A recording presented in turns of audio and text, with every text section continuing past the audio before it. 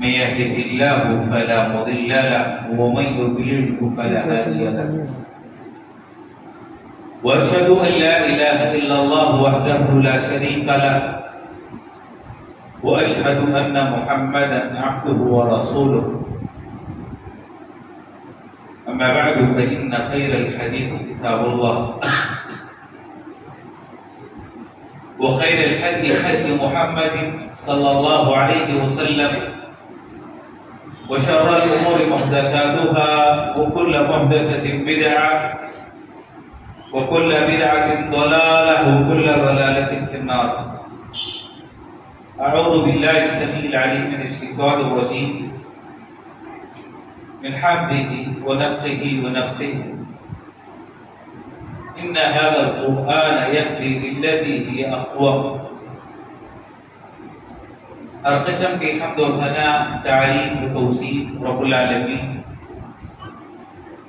حاکم الحاکمین معبود حقیقی کے لیے لائق و سزاوار ہے.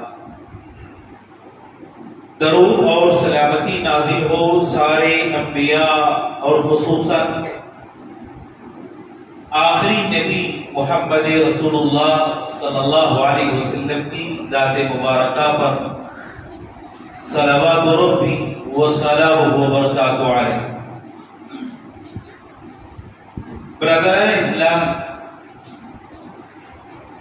اللہ تعالیٰ نے انسانوں کی ہدایت کے لیے تاریکیوں سے نکال کر روشنی کی طرف لانے کے لیے، گمراہی سے ہدایت کی طرف لانے کے لیے اللہ تعالیٰ نے انبیاء اور رسولوں کو مبعوث کیا. کچھ انبیاء ایسے تھے جن کو اللہ نے اپنی کتاب عطا کی تاکہ کتاب کو پڑھ کر لوگ راہ راست پر آ جائیں. آپ دیکھتے ہیں کہ سابق میں اللہ تعالیٰ نے ابراہیم علیہ السلام کو صحیفے عطا کی، موسیٰ علیہ السلام کو اللہ نے تورات دی، عیسیٰ علیہ السلام کو اللہ نے انجیل عطا کی. اس امت کو اللہ نے ایک ایسی کتاب عطا کی جس کتاب کو پڑھ کر، جس کتاب کے حقوق ادا کر کے یہ امت کامیاب اور کامران ہو سکے. آج مسلمان ہمیشہ شکایت کرتے ہیں، شکوہ کرتے ہیں کہ اتنے ذلیل کیوں ہیں، اتنے حقیر کیوں ہیں، اتنے لاچار اور مجبور کیوں ہیں. اس کا جواب اللہ کے نبی علیہ السلام کی حدیث میں ہمیں ملتا ہے. پیارے رسول صلی اللہ علیہ وسلم نے فرمایا ان اللہ یرفع بہذا الکتاب اقواما ویضع به آخرین، کہ اللہ اس کتاب کے ذریعے اشارہ قرآن کی طرف، ان اللہ بے شک اللہ یرفع بہذا الکتاب کچھ قوموں کو بلندی عطا کرے گا، عزت دے گا، کامیابی سے ہمکنار کرے گا. یرفع بہذا الکتاب، اس کتاب کے ذریعے اللہ کچھ لوگوں کو اٹھائے گا، یہ اونچے ہوں گے دنیا میں بھی اور آخرت میں. وَيَضَعْ بِهِ آخَرِينَ، اور کچھ لوگوں کو اللہ نیچے گرا دے گا دنیا میں بھی اور آخرت میں. جو آدمی، جو مسلمان اس کتاب کو پکڑ کر لازم کرتے ہوئے حقوق ادا کرتا ہے، اللہ اس کو اوپر اٹھائے. اور جو مسلمان اس کتاب کو ترک کر دے، چھوڑ دے، اللہ اس کو ذلیل کرے گا، رسوا کرے گا، اور ذلت اور رسوائی کے ایسے گڑھے میں وہ گر جائے گا کہ تصور نہیں کر سکتے. تو گویا کہ اللہ نے ایسی کتاب ہمیں عطا کی ہے جس میں ہماری اپنی کامیابی ہے، اور ایسی کتاب اللہ نے ہمیں عطا کی ہے جس کو چھوڑ کر ہم ناکام بھی ہو سکتے ہیں. تو کامیابی کی کنجی ہمارے اپنے پاس ہے، اپنے ہاتھ میں، ہمارے سامنے ہے. اگر کوئی کامیاب ہونا چاہتا ہے تو اس کتاب کو لازم پکڑے. ایک اور حدیث ہے پیارے رسول صلی اللہ علیہ وسلم ابن حبان کی روایت، اللہ کے نبی علیہ السلام نے فرمایا ان هذا القرآن طرفه بيد الله وطرفه بأيديكم فتمسكوا به. یہ جو قرآن ہے، کتاب ہے اللہ کی، طرفه بيد الله، اس کا ایک کنارہ اللہ کے ہاتھ میں، وطرفه بأيديكم، اور دوسرا کنارہ تمہارے ہاتھ میں. ایک کنارہ رب کے ہاتھ میں، اللہ کے ہاتھ میں، اور دوسرا کنارہ تمہارے اپنے ہاتھ میں. فتمسکوا بہ، تم اس کو مضبوطی سے تھام لو، پکڑ لو. فإنکم لن تضلوا ولن تهلكوا بعدہ ابدا، کیونکہ جو آدمی اس قرآن کو مضبوطی سے پکڑ لیتا ہے، اس قرآن کو تھام لیتا ہے، تو وہ کبھی ہلاک نہیں ہوگا، کبھی برباد نہیں ہوگا، کبھی گمراہ نہیں ہوگا.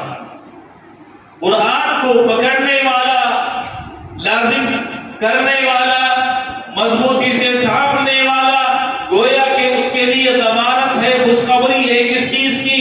کہا کہ کبھی برباد نہیں ہوگا، کبھی گمراہ نہیں ہوگا، کبھی راہ راست سے وہ نہیں ہٹے گا. خوشخبری اور بشارت دی گئی اس انسان کے لیے جو اللہ کی اس کتاب کو تھام لیتا ہے. اور میرے دوستو، جس کا کنارہ رب کے ہاتھ سے جڑا ہوتا ہے وہ کیسے گمراہ ہو سکتا ہے؟ وہ کیسے راہ راست سے بھٹک سکتا ہے؟ کیونکہ اللہ کے ہاتھ سے جو کنارہ جڑا ہوا ہو وہ کبھی بھٹک نہیں سکتا، وہ کبھی گمراہ نہیں ہو سکتا، وہ کبھی ضلالت کی طرف نہیں جا سکتا. ایسے کتاب اللہ تعالیٰ نے ہم کو عطا کی. تو قرآن مجید کے حقوق کو ادا کرنا، اس کو لازم پکڑنا ہر مسلمان کے لیے ضروری ہے. یہ کوئی برکت والی کتاب نہیں کہ مسلمان اس کتاب کو لے لیا اور بہترین کپڑے میں لپیٹ لیا اور کسی اونچی جگہ پر تاق میں رکھ دیا، سجا دیا. یہ کوئی سجاوٹ کی کتاب. میرے دوستو، پیارے رسول صلی اللہ علیہ وسلم کو اللہ نے کتاب ہدایت عطا کی، کس لیے؟ مسلمان اس کتاب کی تلاوت کرے. سب سے پہلا کہ مسلمان اس کتاب کو پڑھے. آج بہت سارے مسلمان قرآن پڑھنا نہیں، دیکھ کر قرآن نہیں پڑھ سکتے. افسوس ہوتا ہے اور کبھی تعجب بھی ہوتا ہے. مسلمان لا الہ الا اللہ کلمے کا اقرار کرنے والے اللہ کے کلام کو پڑھ نہیں سکتے، اللہ کے کلام کی تلاوت نہیں کر سکتے. کیا کوئی مسلمان ایسا بھی ہو سکتا ہے کہ رب نے اپنا کلام اس کے پاس بھیجا تلاوت کے لیے، پڑھنے کے لیے، اور مسلمان کلمے کا اعتراف کرنے کے بعد بھی اس کی تلاوت نہیں کر سکتا، اس کو پڑھ نہیں سکتا؟ آپ تصور کریں کہ کیا ایسا بھی مسلمان ہو سکتا ہے؟ اس کی تلاوت کرنا برکتوں کے نزول کا ذریعہ. قرآن کی تلاوت کرنا ہدایت کا سبب ہے. قرآن کی تلاوت کرنے والا توحید پر گامزن رہے گا، شرک سے اپنے آپ کو بچا لے گا. قرآن کو پڑھنے والا کبھی گمراہ نہیں ہو سکتا. آپ نے وہ حدیث سنی ہوگی اسید بن حضیر رضی اللہ تعالیٰ پیارے رسول صلی اللہ علیہ وسلم کے پاس آئے. رات عجیب ہوا، گھر میں بیٹھا ہوا قرآن کی میں تلاوت کر رہا ہوں، میرے پاس بازو چھوٹا بچہ سویا ہوا اور اس کے بازو گھوڑا بندھا ہوا ہے. قرآن کی تلاوت کرتے جاتا ہوں، گھوڑا بھڑکنے لگتا ہے، حرکت کرنے لگتا ہے. قرآن کی تلاوت بند کر لیتا ہوں تو گھوڑے کا بھڑکنا بند ہو جاتا ہے، حرکت ختم ہو جاتی ہے. کئی مرتبہ ایسے ہوا، باہر نکلا تو دیکھا کہ روشنی کچھ آسمان میں دکھائی دی. یہ روشنی قریب آ رہی تھی، قرآن کی تلاوت کر کر کے اپنے بچے کو کہیں گھوڑا ناؤ بنا دے، اس ڈر سے قرآن کی تلاوت ختم کر کے باہر آیا، روشنی کچھ دیر کے بعد آئی۔ پیارے رسول صلی اللہ علیہ وسلم نے فرمایا کہ فرشتے اس روشنی میں آ رہے تھے، نازل ہو رہے تھے، فرشتوں کا نزول ہو رہا تھا، خیر و برکت تمہارے پاس آ رہی تھی۔ جب تک تم قرآن کی تلاوت کر رہے تھے، قرآن کی تلاوت تم نے ختم کر دی، فرشتے آسمان کی طرف نکل گئے، آسمان کی طرف چلے۔ قرآن انسان پڑھتا ہے، اللہ کے فرشتے آتے، اللہ کے فرشتے نازل ہوتے ہیں۔ کتنی بڑی سعادت کی بات ہے انسان کہ قرآن کی تلاوت کرتا ہے تو فرشتے نازل۔ پیارے رسول صلی اللہ علیہ وسلم کی اور ہوئی، نبی صلی اللہ علیہ وسلم بیٹھے ہوئے تھے، اچانک آپ صلی اللہ علیہ وسلم نے دیکھا کہ جبریل امین علیہ السلام آپ کے پاس تشریف لائے۔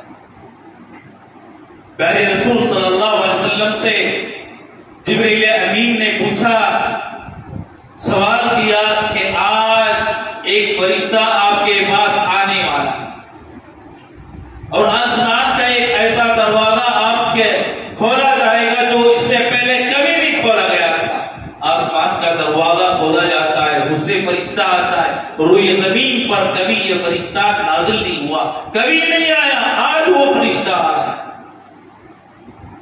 اور نبی علیہ السلام کے پاس آ کر خوشخبری دیتا ہے، بشارت دیتا ہے۔ خوشخبری کون سی، بشارت کون سی؟ فَإِنَّكَ أُوتِيتَ نورین، اللہ تمہیں دو روشنی کی چیزیں عطا کر رہا ہے، دو روشنی کی چیزیں دے رہا ہے، روشنی کی چیزیں اللہ تمہیں عطا کر رہا ہے، روشنی کی چیزیں تمہیں دی جا رہی ہیں دو۔ اور کس کو پسند نہیں کہ آدمی روشنی حاصل کرے؟ ضلالت سے نکالنے کے لیے روشنی چاہیے، تاریکی سے ہٹنے کے لیے انسان کو روشنی چاہیے، نور چاہیے۔ اللہ تعالیٰ نے دو چیزیں عطا کی ہیں جس میں انسان کے لیے روشنی ہے، نور ہے، بصارت ہے، دیکھ سکتا ہے، ہدایت کا ذریعہ ہے۔ فرشتہ آیا اور کہنے لگا اللہ تعالیٰ نے تمہیں دو روشنی کی چیزیں عطا کر رہا ہے، دے رہا ہے۔ لن تقرأ منہما حرف، ان دونوں روشنی کی چیزوں کے جس حرف کو پڑھتے جاؤ گے، اللہ سے مانتے جاؤ گے، اللہ تعالیٰ دیتے جائے گا، عطا کرتے جائے گا۔ روشنی کی چیز انسان لے لے، تلاوت کر لے، پڑھ لے، مانگے جو مانگنا ہے، سوال کرے جو سوال کرنا ہے، اللہ اس کے مطابق اس کو عطا کرتے جائے گا، دیتے جائے گا۔ سبحان اللہ۔ اب اندازہ لگائے دو روشنی کی چیزیں بتانے کے لیے اللہ نے آسمان کا وہ دروازہ کھولا جو اس سے پہلے کبھی نہیں کھولا گیا تھا۔ ایسے فرشتے کو اللہ نے بھیجا جو روئے زمین پر اس سے پہلے کبھی نہیں آئے تھے، اور نبی علیہ السلام کے پاس آ کر بشارت دی جاتی ہے اور کہا جاتا ہے یہ صرف آپ کی امت کے لیے، اس سے پہلے کسی بھی امتی کو اللہ نے یہ چیز عطا نہیں دی۔ دو روشنی کی چیزیں کیا ہیں؟ پہلی چیز سورۃ الفاتحہ، قرآن مجید کی پہلی سورت سورۃ الفاتحہ، اور دوسری سورہ بقرہ کی آخری دعا ہے۔ سورۃ الفاتحہ اور سورہ بقرہ کی آخری دعائیں تھیں، یہ روشنی ہے انسان کی، اور اس میں دعا ہے، بندہ دعا کرتا ہے، مانتا ہے۔ ایک اور حدیث بھی آپ نے سنی ہوگی ابو ہریرہ رضی اللہ تعالیٰ عنہ کی، کہ اللہ کے نبی علیہ السلام نے فرمایا، رب نے کہا حدیث قدسی، قسمت الصلاۃ بینی وبین عبدی نصفین، کہ میں نے نماز کو میرے اور بندوں کے درمیان دو حصوں میں تقسیم کر دیا، ایک حصہ بندے کا اور دوسرا حصہ اللہ کا۔ اللہ کا حق ادا کر لیا تو بندے کا حصہ مل جائے گا اس کو۔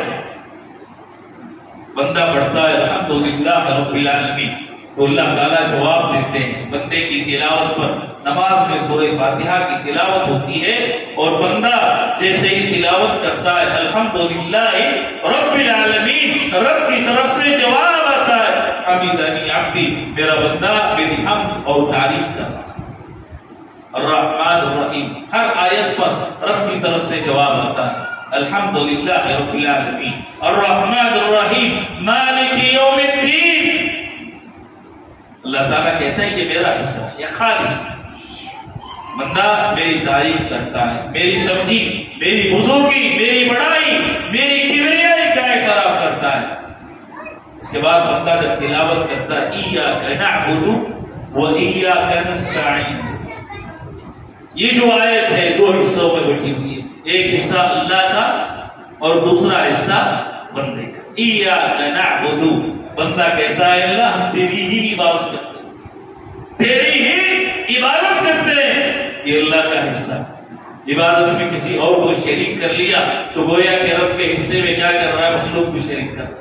ایاک نعبد، ہم تیری ہی عبادت کرتے ہیں، یہ خالص اللہ کا حصہ ہے۔ وَإِيَّاكَ نَسْتَعِينُ، یہ حصہ بندے کا ہے۔ بندہ کہتا ہے اے اللہ ہم تجھ سے مدد مانگتے ہیں تو اللہ تعالیٰ فرماتے ہیں وَلِنَبْدِ مَا سَأَلَ، بندے نے میرا اپنا حق ادا کر دیا تو اس کا جو حق ہے اور اس کو عطا کرتا ہوں، اس کو دیتا ہوں۔ تلاوت کرتے جاتا ہے بندے کو ملتے جاتا ہے، تلاوت کرتا ہے بندے کو عطا کیا جاتا ہے، دیا جاتا ہے۔ اس سے بڑی خوش نصیبی کی بات کیا ہوگی بندے کے؟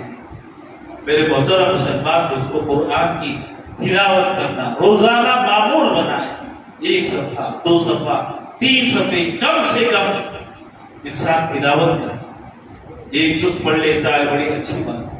سلف ہر ماہ میں ایک مرتبہ قرآن ختم کرنے کا اہتمام کیا کرتے تھے۔ ابھی رمضان آ رہا ہے، شہر القرآن، قرآن کا مہینہ ہے، اگر ہم نے اس ماہ میں بھی قرآن کی تلاوت نہ کی، اللہ کے کلام سے اپنے آپ کو نہ جوڑا تو ہم سے بڑا بد نصیب انسان ہوگا۔ قرآن کو سمجھنا، کوشش کرنا تلاوت کرتے ہوئے کہ قرآن کو سمجھنے کی کوشش کریں۔ جو لذت، جو حلاوت، جو مٹھاس اللہ کی اس کتاب میں ہے، جو سکون قرآن کو سمجھ کر انسان کو ملتا ہے، دنیا کی ساری دولت خرچ کر کے انسان کو سکون نہیں پا سکتا۔ اللہ نے بٹھا سکتا، عجیب کافی ہے قرآن، سمجھ لیں آپ اس کے معانی کو، اس کے مفہوم کو، اس کی آیات کو، اللہ کی قسم وہ سکون ملے گا، وہ اطمینان، وہ چین، وہ لذت حاصل ہوگی، دنیا کی کسی اور نعمت میں وہ لذت انسان کو نصیب نہیں ہو سکتی۔ اللہ نے وہ تاثیر کی، کفار قریش مسلمان نہیں ہوئی، لیکن اس لذت کو حاصل کرنے کے لیے قرآن کو چھپ کر سن رہے، ابھی مسلمان نہیں ہوئی۔ ابو سفیان بن حرب آپ جانتے ہیں، فتح مکہ کے موقع پر مسلمان علی صاحب، لیکن جب وہ کافر تھے وہ ابو جہل اور اقرع بن شریک تینوں قرآن کی تلاوت سننے کے لیے آتے۔ کیوں؟ اس لیے کہ وہ جو معانی میں حلاوت ہے، مٹھاس ہے، اس کو پانے کے لیے، اس کو حاصل کرنے کے لیے کعبۃ اللہ میں رات کی تاریکی میں پیارے رسول صلی اللہ علیہ وسلم نماز پڑھ رہے ہیں، نماز ادا کر رہے ہیں، قرآن کی تلاوت سننے کے لیے ابو جہل بھی ہے، ابو سفیان بھی ہے اور اقرع بن شریک بھی، تینوں رات کی تاریکی میں سنتے ہیں قرآن۔ واپس جانے لگے، اچانک آپس میں ایک دوسرے سے ملتے، ٹکراؤ ہو جاتا۔ پوچھا ابو جہل نے کہ کیوں آئے ہو؟ ایک دوسرے سے استفسار کیا تو تینوں جواب دیتے ہیں کہ قرآن کی تلاوت سننے کے لیے، قرآن کی تلاوت سننے کے لیے آئے۔ تو کہا دیکھو تم سردار ہو قریش کے اور نوجوانوں کے لیے تم آئیڈیل ہو، کہیں ایسا نہ ہو کسی نوجوان نے تم کو قرآن سنتے ہوئے دیکھ لیا تو کہیں وہ بھی قرآن کی تاثیر میں آ کر اسلام نہ قبول کر دے اور اپنے باپ دادا کا دین کہیں ترک نہ کر دے، لہذا کبھی دوبارہ قرآن سننے کے لیے نہ آنا، عہد و پیمان کیا اور سب۔ دوسری رات ابو جہل سوچتا ہے کہ عہد و پیمان کیا ہے تینوں لوگوں نے.